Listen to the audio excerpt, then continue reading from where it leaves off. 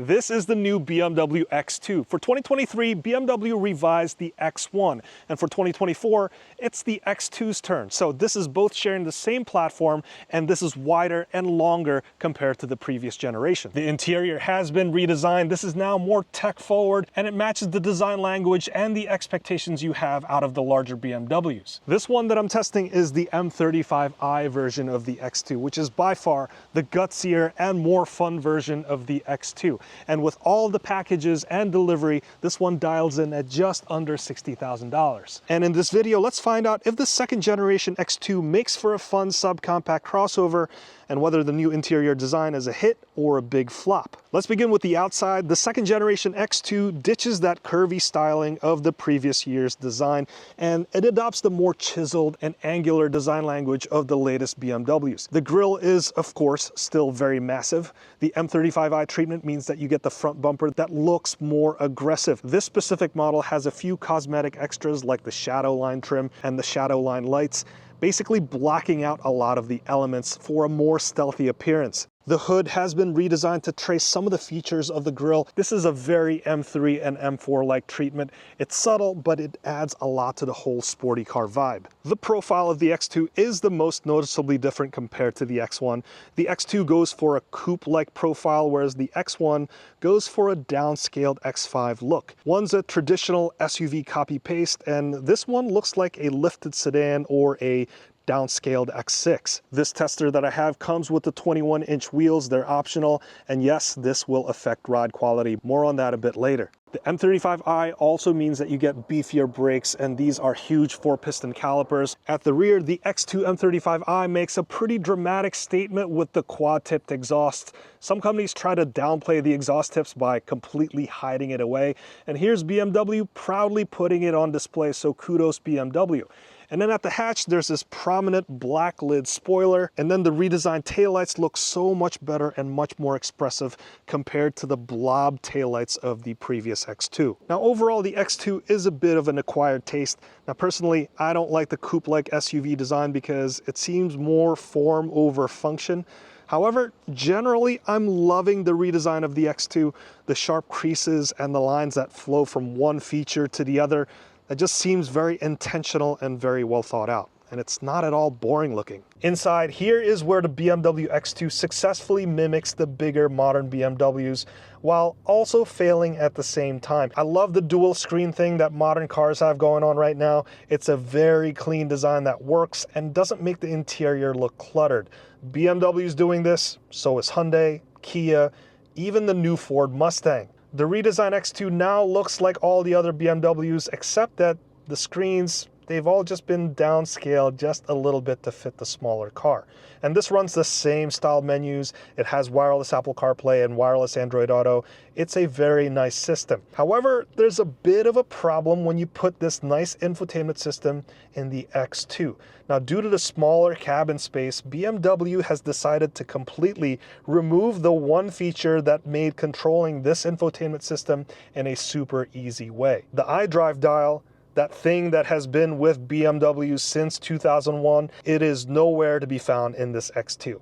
It's not that big of a deal, but without it, the placement of various buttons and dials start to not make as much sense. And you also find that you're going to be doing a lot of dancing with your hand between the touchscreen and the center console. For example, if you need to change the climate controls, that's up here in the touchscreen. If you need to change the volume, well, that's down here. How about turning on your defroster? Well, that's below the screen, that's down here. And finally, how do you change driving modes? Well, there's this dedicated button down here. It says My Modes, and then you go up to the touchscreen and you make your final selection. So all of this is really just a small inconvenience, but from a user perspective, this X2 just isn't as good as other BMWs because they have that iDrive dial. As for the seats, they are pretty fantastic.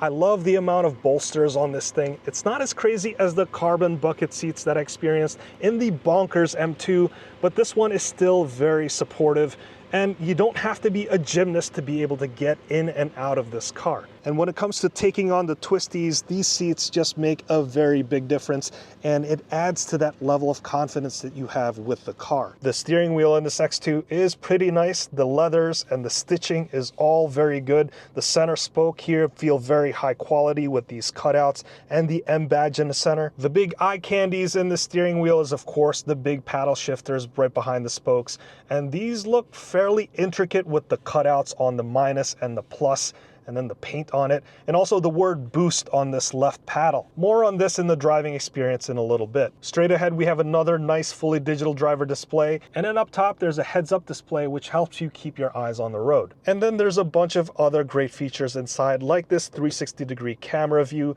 and then down here you have a wireless charger with this roller coaster-like bar to help you secure your phone. I mean, this looks a little bit silly, but it really works. I've taken this on some road trips where I've placed my phone on this charger and it kept the charge the entire time. For the back seat, the X2 is surprisingly roomy considering the sloped roofline. I don't have the actual numbers, but there's plenty of legroom here. This feels like there's about maybe 37 to 39 inches of rear legroom. Headroom isn't too bad for someone like myself. I'm 5'8", but if you're taller, you might find this place a little bit suffocating. You do get a nice, beautiful view back here thanks to this fixed glass roof. I also like the center vents just for a little bit more comfort and the pair of USB-C ports, but other than that, there's really nothing else going on in the back seat.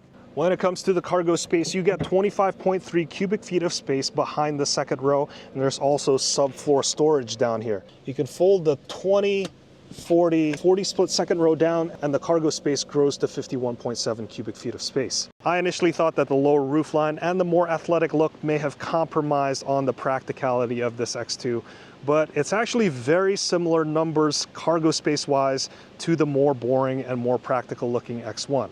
So looks can be deceiving. Now the best part of the BMW X2 M35i is the M35i part, because the drivetrain is pretty potent. This one is powered by a 2-liter turbocharged 4-cylinder engine, and it makes 312 horsepower and 295 pound-feet of torque. Now 300 horsepower might not seem so impressive anymore, but considering that the X2 weighs in at 3,800 pounds, this isn't exactly super heavy. So the power to weight ratio is more favorable compared to other subcompact crossovers you find on the market. Combine that gutsy 4-cylinder turbo with a blisteringly fast 7-speed dual clutch, and you get some pretty fast 0 to 60 times of around 5 seconds. If you modify the sports mode to use Sport Plus setting in the drivetrain, this will behave a little more like a race car. It'll proactively downshift as necessary depending on how aggressive you are with the throttle and your brakes throughout your drive. Speaking of the brakes, they are pretty excellent. They provide a lot of stopping power for the type of back road driving that I've been doing in this car. Whether they'll survive track duty and minimize brake fade, well, that's beyond the scope of my testing, but for 99% of the people buying this car, this is plenty for what they need. These tires have also been pretty surprising to me. These are the Continental Eco Contact 6Q. Anything with the word eco on it and tires is a little bit suspect in terms of levels of grip, but these tires have served the X2 M35i very well on these curvy roads. As for the steering feel and the feedback, I think it's okay. It's not sports car fantastic, but it's not bad either. If your X2 lived on a racetrack, you might feel otherwise, but for everyday commutes and occasional back road trips, I think it is perfectly fine. Handling wise, the X2 feels pretty good. Combine the level of grip from the X-Drive system and the decent tires, this X2 feels nicely planted. And then here's where the thick bolsters of the M Sport seats come into play. They keep you locked well in front of the steering wheel. However, sometimes the X2 still likes to remind you that it's still an SUV. So you still feel that high center of gravity as the weight shifts back and forth with a little bit of delay. The pretty good handling does come at a price, however, and that's in the form of a fairly harsh ride.